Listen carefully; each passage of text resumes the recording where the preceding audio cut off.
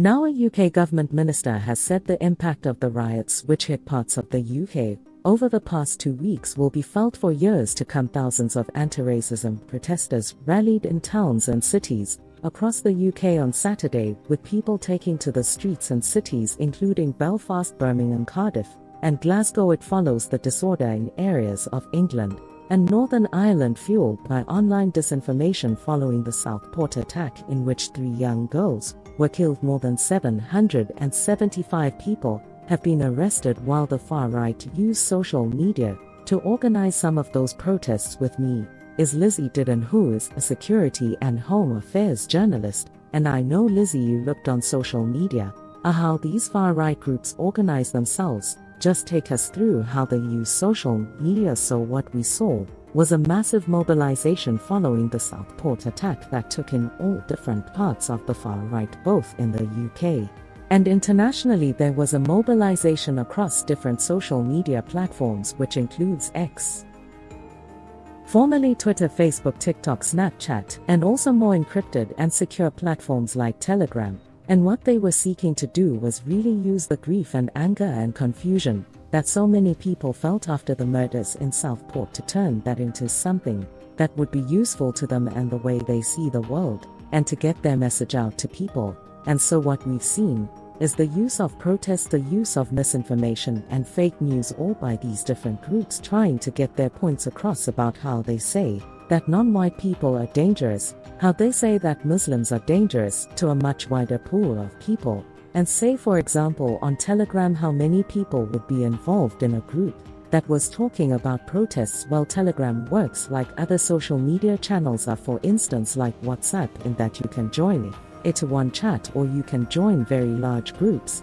And what we saw after Southport is specific groups set up with that name in the title so that people could find them. Some of them got up to 15,000, 20,000 people in them. But what we saw very quickly is that when the discussion in those groups turned violent, when people started to discuss targeting asylum seekers and mosques, Telegram did take action and take those groups down. So from those very large peaks, they then split into much smaller groups, some of which only had a dozen people in each of them. Do we have any idea who's behind them? Yes, it's a range of people. Some people have been trying to keep their identity secret. Some people are actually very high-profile activists who have been a kind of large voices on the scene for many years, and we're seeing a kind of shift in tactics now, because the police in the UK have started to very openly say that they are going to seek to go after people who have incited some of this disorder. Some of these figures are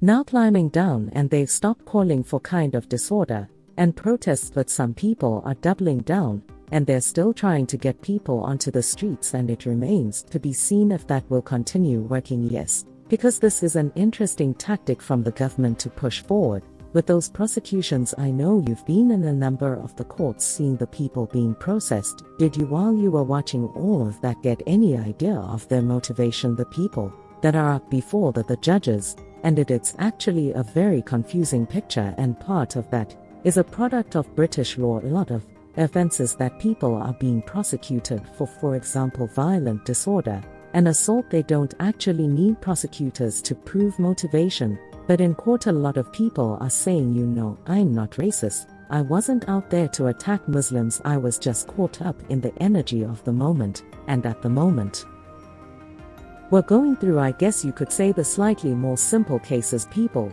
who were caught on the scene throwing a rock. But it's going to get more complicated and more involved in that kind of motivation picture as we start moving into seeing people prosecuted for online offenses where they've been encouraging people to come out and organizing events. So at the moment, some people are denying any motivation at all. Really, they're just saying they were simply there, but that may change as more cases come through the court. Yes, and I suppose when it is someone who's done something that there is video evidence of them carrying something out, that is easier to prosecute and for them to plead guilty rather than something online. Yes, exactly. And that's what we're seeing in the kind of initial wave of prosecution. Some people are being jailed within 2, 3, 4, 5 days of, as you say, being caught physically at the scene with footage, and they plead guilty and it's over very quickly. But We will start moving into a more complex space where people will start denying offenses, or if more serious crimes are charged, then that we might start going to full trial. Lizzie, fascinating stuff. Thank you very much, time. Really appreciate it.